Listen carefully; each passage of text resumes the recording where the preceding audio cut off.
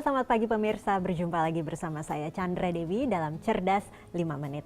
Topik kita kali ini yaitu kita akan membahas tentang peluang investasi. Bagaimana kiranya kondisinya di tahun 2014 ini. Bersama saya di studio Metro Manulife telah hadir Bapak Alvin Patisahusiwa, Direktur Investasi dari PT Manulife Asset Management Indonesia. Selamat pagi, Pak Alvin. Selamat pagi, Mbak Chandra. Pak Alvin, ini kalau kita katakan 2014 ini disebut sebagai tahun politik, di mana kita akan menghadapi pemilu dan juga pemerintahan yang baru. Nah, bagaimana kiranya pasar menanggapi tahun ini, Pak? Dari segi ekonomi, kalau kita bayangkan berapa banyak dana yang akan dikeluarkan untuk kampanye, dan ini yang akan mereka keluarkan, dana segar ini akan disuntikan ke dalam perekonomian kita. Yang kedua, dari sisi politik juga cerita mengenai reformasi, karena ada pergantian kepemimpinan, dan biasanya janji-janji mereka itu cukup menarik bagi investor untuk bisa menaruh dananya di pasar modal kita. Pak Alvin tadi katakan bahwa tahun ini akan banyak sekali belanja-belanja politik nih ya Pak ya. Nah, apakah peningkatan aktivitas konsumsi ini pada akhirnya dapat memperbaiki kondisi makroekonomi Indonesia yang dikatakan nih prediksinya tahun ini melambat, Pak? Paling tidak dana kampanye yang cukup besar itu akan menjadi booster bagi perekonomian kita.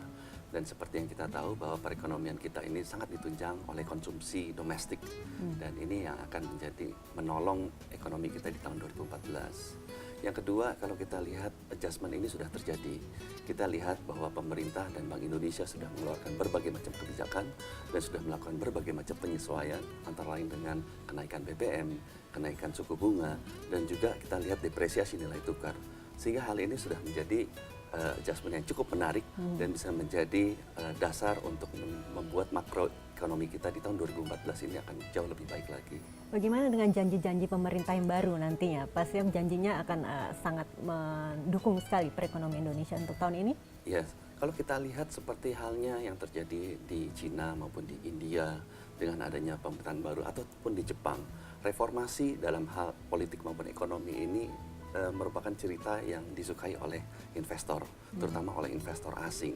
Sehingga janji-janji mengenai adanya perbaikan ekonomi, perbaikan iklim politik ini tentu saja akan menjadi faktor yang positif juga untuk pasar modal kita. Nah, kalau kita berbicara mengenai pasar modal, bagaimana sih Pak prospek saham maupun obligasi dan instrumen investasi lainnya untuk tahun ini, Pak?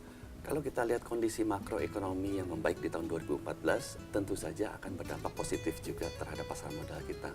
Pasar saham kita misalnya, dengan adanya inflasi yang makin berkurang misalnya di semester kedua 2014, semestinya juga tekanan terhadap suku bunga itu akan semakin berkurang. Tidak seperti di tahun 2013 di mana suku bunga kita naik cukup besar. Di tahun ini kelihatannya suku bunga kita akan cenderung stabil. Dan pasar saham kita, kalau kita lihat tadi, dari sisi konsumsi domestik juga naik, kemudian biasanya sektor-sektor terutama yang berhubungan dengan domestik ini juga akan lebih baik.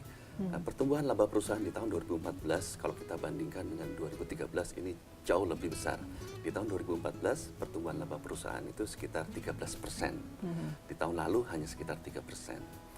Dan kalau kondisi dari pasar obligasi juga karena pasar obligasi sangat sensitif terhadap pergerakan suku bunga, sehingga kalau suku bunga kita lihat tidak mengalami kenaikan lagi, pasar obligasi harusnya akan lebih cerah. Oke, kalau begitu Pak Alvin, bagaimana dengan prospek investasi reksadana? Reksadana mana sih yang kiranya bisa saya pilih untuk tahun ini, Pak? Oke.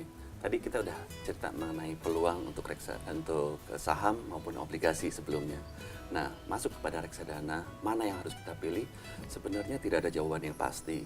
Tapi kedua-duanya menjanjikan, kalau saya lihat peluangnya cukup positif di tahun 2014. Baik reksadana saham maupun reksadana pendapatan tetap. Dan ini juga akan bergantung kepada profil risiko, tujuan investasi, jangka waktu investasi dari si pemodal atau si investor. Yang terpenting adalah selalu melakukan investasi bagaimanapun waktunya. Investasi itu selalu mengandung risiko, Mbak. Yeah. Tapi tidak berinvestasi pun juga akan berisiko bahwa nilai uang kita berkurang. Dan yang juga terpenting adalah paling tidak kita harus membuat supaya investasi itu menjadi sebuah gaya hidup di masyarakat ya Pak Alvin ya. Terima kasih Pak Alvin atas waktunya dan informasinya. Dan demikianlah Cerdas 5 Menit, Cerdas Finansial pada episode kali ini. Saya Chandra Dewi, sampai jumpa. Thank you, Pak.